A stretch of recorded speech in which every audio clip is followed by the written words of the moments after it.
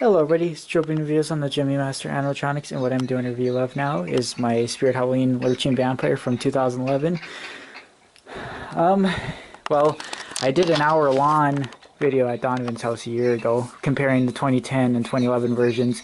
There's quite a few differences, and I even included every video of a Lurching Vampire in there at the end. Well, this is the one I've always owned, which lasted me a long time. Until last year, his base or his board just died. So this base is from Donovan's. So, and I had all working, but then the gear split. So it wasn't working on Halloween. It was just sitting there. It's sometimes the one thing that doesn't really work yet is the eyes and mouth opening, because there is still kind of bad gear in there, so it doesn't always work. Sometimes it does. But yeah, this version was $140. It was $10 more than the previous year. But this model is very improved from the 2010 model. Like, the poles are just so strong. Like, I've always used this without the back cable connected and the support poles. And it's never really broke. I thought the poles would break, but they never did. These are all still the same poles that it's always had. I know there was a time where it used to lean. I don't know if it's still really bad like that, but yeah. But I just fixed it. I was worried to open the base again, because the first time I did it at Donovan's, all the wires pulled off the board. But my other base, the wires were still on, so I was able to use that as a diagram. But luckily, I replaced the gear and the wires were out of the way, so nothing pulled off the board. So, and it actually lurches really far. Like, look, it even is back further. They typically don't lean back, like retract back this far. Like, if you've seen the prototype one in Spirit's demo video, it has a rising from the grave mech. You can tell. But this has a different mech where it has that release pin mechanism where a piece hits the release pin and it lunges. That's another thing, is that half of this gear in here is actually broke, but this gear doesn't spin a full this gear doesn't spin a full 360, so it doesn't have to have all the gear teeth. I think on Donovan's 2010 one they used the jumping spider gear for it, but because what happens is, obviously, just like the pop-up ones, it hits the release pin and then it just lunges it out, so the gear never spins a full 360. It doesn't have that half gear like the jumping spiders, but you can use that because it doesn't spin 360 anyway. So if you don't, so yeah, and I'm using these battery buckets as weights, because he doesn't have the back one with the weight where the cable connects to, because that one was busted off.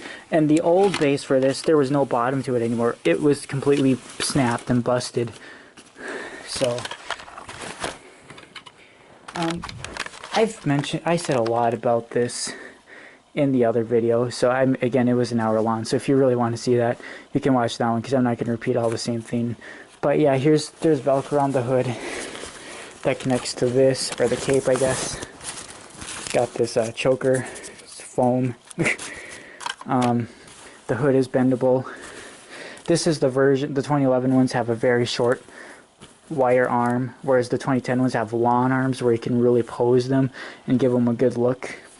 These ones would come zip tied to the chest right here. Yeah, so you can see where it was zipped or tied to the chest. The 2010 ones, if you didn't connect the cable on the back, they would snap on like the 4th activation. That's why the one at our store broke, and they used very bad poles. This guy's also extremely loud, especially when you're working on the base and it's got doesn't have the fabric over it. It's really loud. There's no volume control. But yeah, and it does have one problem with the head, is that it can go all the way backwards and it's not supposed to. So anyways, we're gonna do it now. See, look, it went back even further. See, this model came with an adapter. The first model in 2010 did not. Here we go. Sound.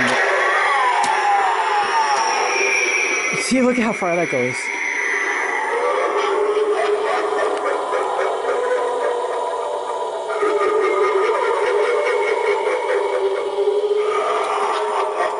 Holy crap. When I first repaired it, it actually jumped and that didn't keep it up, so it fell over, and then the second time it actually fell backwards.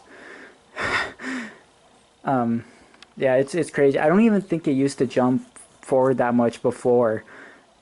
I mean, there's times where it jumped far before, but like there wasn't enough back weight in the past, so like the back base would lift up. But right now there is, so you can see it really does jump a lot.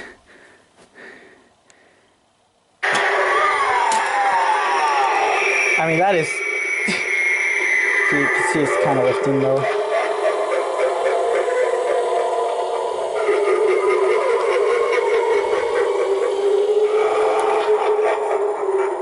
See, when it's in our display, it's secured better. We have a bunch of bricks on top of it.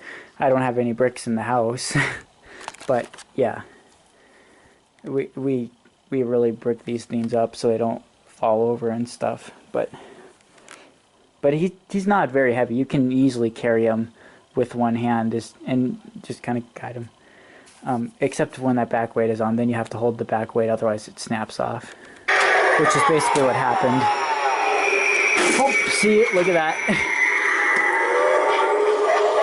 It only lasts a few times before it like falls over.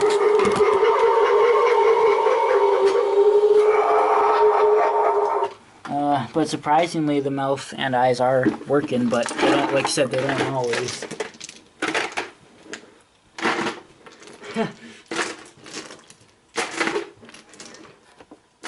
What, Harrison? I'm sorry, I have my volume quiet. What did you say?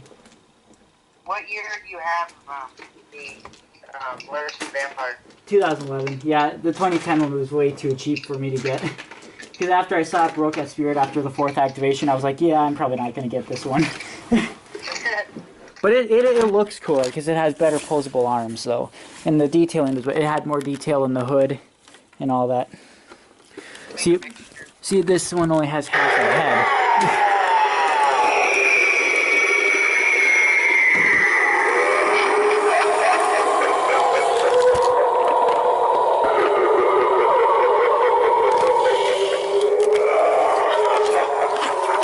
Oh, see, look, and now it's...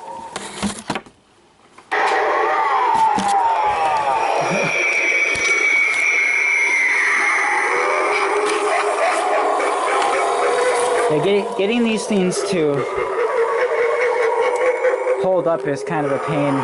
Like, even the Rising from the Graves, they're hard to weigh down. See, I mean, there it goes. Yeah, you got the idea, though. I mean, you saw it already a few times. Actually, when it used to be in my Halloween room, I used to have like a big, huge, what was it, a 40-pound dumbbell on the back, and that really did a good job with holding it down. Because, you know, it's... It was 40 pounds. Yeah, because it like went like across the base like that, and then the dumbbells were on the floor. It was perfect for it. So, and even with that on, it would still jump as far. It's like, it's not jumping so far just because it doesn't have enough weight, but it's just, this one just naturally lurches really far. See, and whenever I connected that cable, it barely would lurch at all because they just didn't have it adjusted to the correct length. And the support, when the support poles are connected, it doesn't jump very far either. I mean, but this thing just, oh my god, this thing like literally hovers over a kid because it literally jumps down. It's literally looking at the freaking floor by the time it's all the way lunged out. I mean, it's pretty creepy. More like, this is like, that's what towering is like. Towering vampire. And if you guys don't remember, this is where it always was in the Halloween room. It was against that wall back then, which I have hundreds of videos of. Yeah. And then it got moved to my bedroom and then my grandparents. this vampire's been... This is probably my oldest 2011 animatronic that's still with me, you know, and my harvester. All the rest, you know, Gravedigger didn't make it, my original John Doe's, I mean, well, yeah. So, this is one of the survivors. This is the only survivor that I got from the Fargo location, because remember, I went to Fargo and got this one. The John Doe and the Gravedigger I got from... It's pretty well available then. This one is, yeah. The Gravedigger and John Doe I got from Fargo, they got returned because the John Doe's audio went out, and then the Gravedigger obviously had that mouth issue and all that, and I exchanged it. But yeah, this one lasted a long time, especially with not having all the... I mean, normally you wouldn't expect it to last so long with me using it without all those support pieces, but it's lasted that long without me using those. So this one was built very well. Tekky did a good job on their remake model. But here's the back of the head. It's the mech. So yeah, you see, I can easily fix it when it gets worse. Sometimes it doesn't open, and when you slide it with your hands, you can feel the gear tracks moving, but there's times where you can tell it's like really loose and there's no connection. So you know, there is definitely something getting bad. But see, the eyes and the mouth are controlled together. There's a gear track right there. But yeah, anyways, that's pretty much it. So let's give you a look at this 6.2 amp foot pad. This is the harness for the eyes and mouth, springs. I stretched them forward a bit so it would jump faster, because these technically don't jump too incredibly fast, but I couldn't get this one back on, so I just put it behind the screw. But yeah, so anyways, hope you like this video. Thanks for watching, and bye.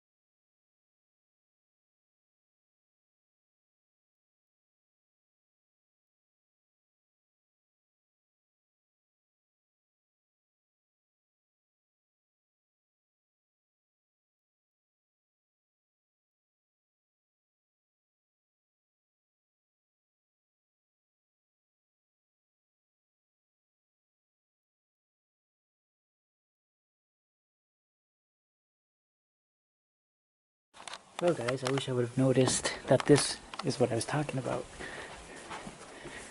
This is the weight that I used to use on the Lurching Vampire, and this thing is heavy. It's 50 pounds. It's got 225, so it's like, oh my. So here it is with the weight on it, and you can see it still does go down very far. So see, it doesn't make a difference on how it does that, but you can see it's not going to fall over. This thing is holding it down.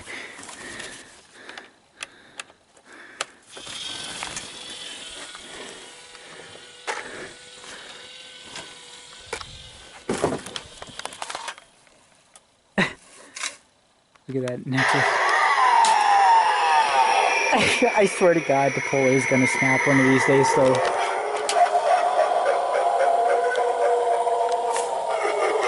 The hood looks crooked.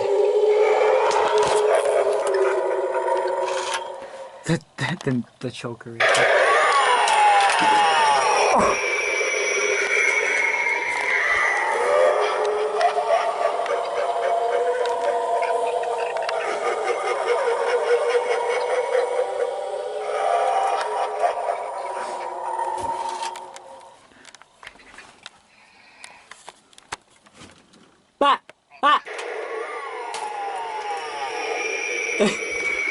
They technically usually don't even lurch a full foot sometimes when you have the thing connected. And look at that, that's lurching at least 4 feet at least.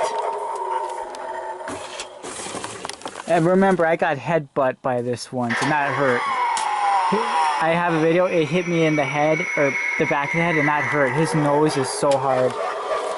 Also, I think someone pointed out to me, he's literally missing his teeth right here.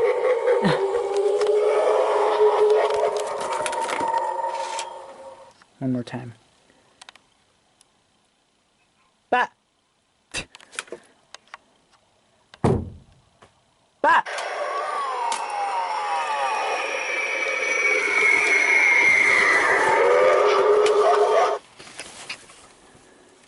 So yeah, that's the vampire.